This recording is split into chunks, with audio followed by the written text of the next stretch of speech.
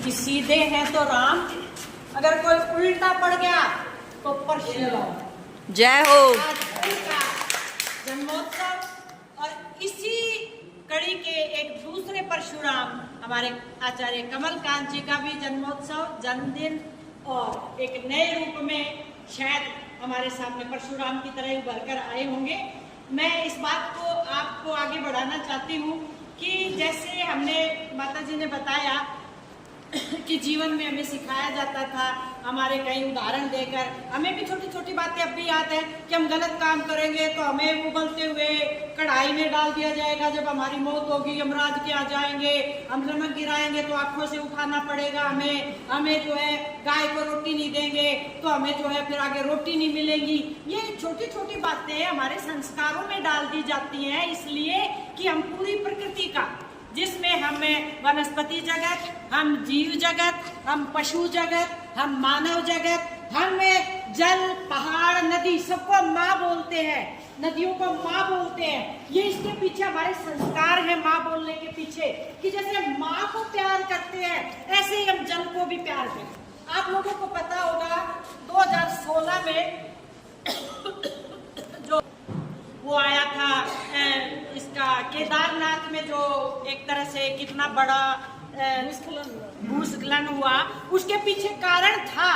हमें पहले ये कहा जाता था कि बेटी के घर में रात को नहीं रुकना, बेटी के घर में खाना नहीं है। आज भी हमारे संस्कारों में यही है कि जो बड़े बुजुर्ग हैं वो आज भी बेटी के आसपास का भी पानी नहीं पीते। हमारे में थोड़ा चेंज आ गया कि बेटी के घर खा लेंगे तो थोड़ा सा कैश दे देंगे या जैसे भी जिस रूप में हम उतार देंगे। लेकिन माँ जो गौरी का कुंड है, गौरी नीचे उनका स्थान है, उनका मायका, और ऊपर है केदारनाथ। केदारनाथ मतलब पति का घर है, शिव जी भगवान का घर है। तो वहां से यात्रा जो करनी पड़ती थी वो रात को वापस से गौरी कुंड में ही आना पड़ता था। इसका मतलब ना वहाँ पहाड़ों के ऊपर खाना खाते थे। हमें एक अप्रत्यक्ष रूप से संस्कारों के रूप में हमें ये बता दिया गया था कि पहाड़ों का हमें नुकसान नहीं करना। वहाँ आज होटल बन गए, आज हमने उन धारणा को तोड़ दिया, आज होटल बन गए, आज वहाँ जो है पॉलीथीन फेंके जा रहे हैं, उन रास्तों को हमने रोक दिया, जहाँ से नदी का स्त्राव था उसको हमने रोक दिया। जब हम इतनी अति करेंगे तो प्रकृति भी हमारे साथ उससे ज्यादा अति करेगी। मतलब 100 सुनार की और एक लुहार की। तो लुहार ने 2016 में मार के हमें दिखा दिया है, ये छोटे छोटे बता दिया हमें कि आगे ऐसे अति मत करना। पहाड़ों के ऊपर बिल्डिंग बना दी, ये बना दिया, धड़ धड़ माचिस के डिब्बों की तरह वो धड़ धड़ गिर गए। तो ये सबसे बड़ा कारण हमने जाना कि प्रकृति को अब बचाना है, हमें पशुओं को बचाना है। आदमी तो बोल देता है कि मेरे को पानी पिला दो, भगवान ने जबान दी है, दूसरा भी उस भाषा को समझता है, लेकिन पशुओं की भाषा को कौन समझेगा। आज हमने जोड़ मिटा दिए, उसके ऊपर प्लाट बना के मकान, बिल्डिंग कंक्रीट के खड़े कर दिए। उनके लिए ना जोड़ी है, ना जोड़ है, ना कोई खाड़ बना रखे, ना कोई पानी है। जो कोई भी है पॉलीथीन बाहर फेंक देता, उसमें शीशे भी, उसमें गंद भी, उसमें प्लास्टिक भी। वो बेचारी भूखी मरती, उसको चबा जाती है। एक एक गाय के अंदर से 80-80, 90-90 किलो पॉलीथीन और गंद निकलता है। ये जितना अत्याचार हम इनके साथ करेंगे उतना अत्याचार हमारे साथ आज रोगों के रूप में हो रहा है, चाहे किसी के रूप में भी हो रहा है। दूसरी मैं एक छोटी सी और आपको बताना चाहती हूँ, जो घटना घट रही है आजकल, जिस तरह की भी हो रही है, कि आज 8वें दशक को भी हमें छूने जा रहे हैं। स्वतंत्रता के 8वां दशक हम पहुंच चुके हैं, 80 साल के करीब अब हो जाएंगे, 76वां लग चुका है, 77वां। अब जो देखिए, और 21वीं सदी में हम अपने आप को मानते, हमें मतलब पता नहीं कितने हैं, विश्व गुरु होने की बात भी कर रहे हैं। मैं इसको भी नहीं मानती, लेकिन हाँ कर रहे हैं हम, मतलब हम अत्याधुनिक युग में पहुंचने की बात कर रहे हैं। आज भी यदि हमारे घर में कोई पुलिस की यूनिफॉर्म पहनकर हमारे घर में आ जाता है, चाहे हमारा रिश्तेदार ही क्यों ना हो, तो या रिश्तेदार नहीं है, एकदम खट्ट देसी हमारे अंदर ये होता है कि पुलिस वाला किस लिए आ गया। अड़ोसी पड़ोसी ये देखते हैं इनके घर में पुलिस वाला है, क्या कर दिया, मतलब अच्छी बात हम नहीं सोचते कभी भी। और इस तरह से जो कोई घटना होती है, कोई गलत काम हो जाता है किसी के साथ, मान लिया अनजाने में निर्दोष को पकड़ लिया, किसी ने गलत उसके साथ इल्जाम लगा दिया उस पुरुष के ऊपर किसी महिला ने लगा दिया, जो आजकल हो रहा है, और वो एक गैंग बने हुए हैं, रुपए पैसे का एक साधन बना लिया है, एक व्यापार बना लिया है कि उसमें कुछ लोग शामिल हो जाते हैं, उसको पकड़ लो, उसको बातों में ले लो, उसको अपने सहयोग में ले लो।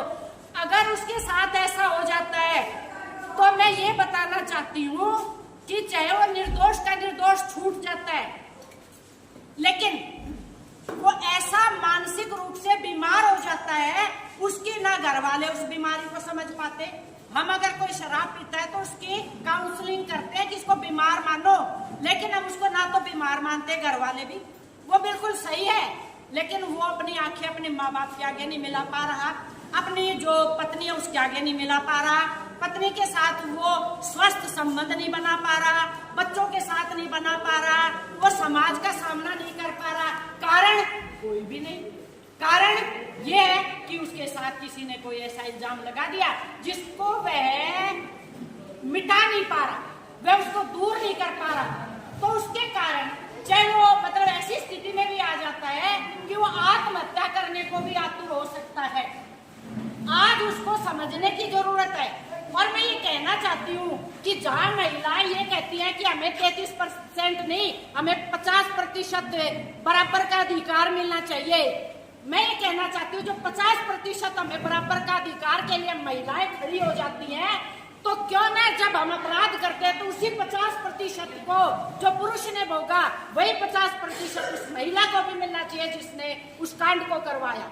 मैं ये नहीं कि उसको 3 गुनी सजा मिलनी चाहिए, नो, उसको उतना ही मिलना चाहिए, बल्कि उसको उससे ज्यादा मिलना चाहिए, क्योंकि उसने जानबूझ के उसके साथ ऐसा किया, अनजाने में नहीं किया, उसने किसी के कहने से नहीं किया, उसने जानबूझ के ऐसा किया, और फिर उसको सजा क्यों ना मिले। आज हम बस में जाते हैं, हम ये कोशिश करते हैं कि जो महिलाओं की सीट है उसके ऊपर हमें धड़ाक से हम बैठने का हमें अधिकार, हमें कहते हैं ये सीट तो महिलाओं की, आप उठ जाइए, लेकिन जहाँ महिलाओं की सीट भरी हुई है तो हम कोशिश करते हैं कि हमें ऐसे खड़े होकर ऐसे देखेंगे कि पुरुषों की सीट हमें मिल जाए। क्यों? हम बराबर का अधिकार जाते हैं तो बराबर में हम खड़े भी होना सीखें, हम सीट की क्यों आशा करें। इसी तरह से अगर किसी को सजा पुरुष को, निर्दोष को मिली है और किसी दोषी ने दिलवाई है जिसको जानबूझकर था, मेरे विचारों में उसको कड़ी से कड़ी सजा मिलनी चाहिए, ताकि समाज के सामने एक उदाहरण प्रस्तुत हो सके कि आगे से कोई इस तरह की घटना ना करे, या करते हुए 1000 बार सोचे। और मैं परिवार वालों के आगे भी, समाज वालों के आगे भी हाथ जोड़कर ये नमन करती हूँ कि जिसके साथ ऐसी घटना हो जाती है उसको हमें ये सोचे कि कैसे हमें प्यार देकर उसे उभारना है, कैसे हमें उसका साथ देना है, कैसे हमें उसके साथ व्यवहार करना है। ये नहीं कि उसको और ज्यादा तूने ये किया, तेरी गलती हुई होगी, नहीं, हमें ये जानना है कि इस मार्ग में, अब वो एक आता है अकेले पेड़ों का तूफान, एक कविता है कि एक पेड़ के ऊपर हवा से झोंके लग रहे थे, वो हाथ जोड़ रहा था कि भाई तुम मुझे संभाल लो, दूसरे बोले हमारे ऊपर तो झोंके नहीं लग रहे, हम क्यों संभालें। जब दूसरों पे भी लगी तो उन्होंने कहा तू संभाल ले। तो पता नहीं ये झोंका किसको लग जाए। आज हम साथ नहीं देंगे तो ये झोंका हमें भी लग सकता है, ये हमारे बच्चों को भी लग सकता है, या फिर ये तो एक शुरुआत हुई है इस नए कांड की, जो हर किसी को अपनी आंच में, अपने तपन में ले सकता है। बस इतना इन शब्दों के साथ बहुत बढ़िया, बहुत बढ़िया।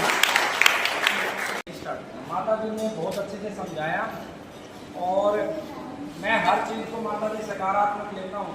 जीवन में जो भी घटित होता है, हर घटना अच्छे के लिए होती है, भले के लिए होती है, और इस घटना को भी मैं अमृत समझता हूँ, क्योंकि अगर ये धोखा मैंने नहीं खाया होता तो मुझे रिश्तों की सच्चाई नहीं पता चलती। इसी घटना से मैंने जान पाया हूँ कि आपकी आत्मा और परमात्मा दो ही आपके सच्चे साथी हैं, बाकी सिर्फ जो है कुछ पल के हैं, कुछ क्षण के हैं। कोई 2 कदम साथ देगा, कोई 4 कदम साथ देगा, कोई 10 कदम साथ देगा, अंत में आपकी आत्मा और परमात्मा ही आपके साथ है। तो